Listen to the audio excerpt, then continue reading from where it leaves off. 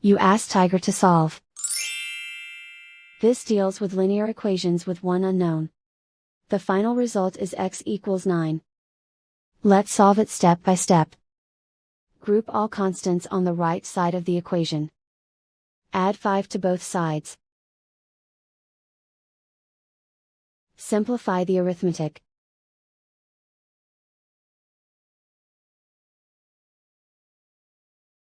Isolate the x. Divide both sides by 4.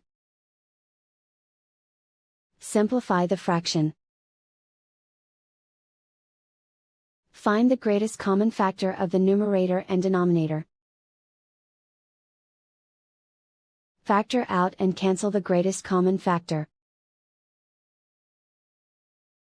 And so the final result is x equals 9.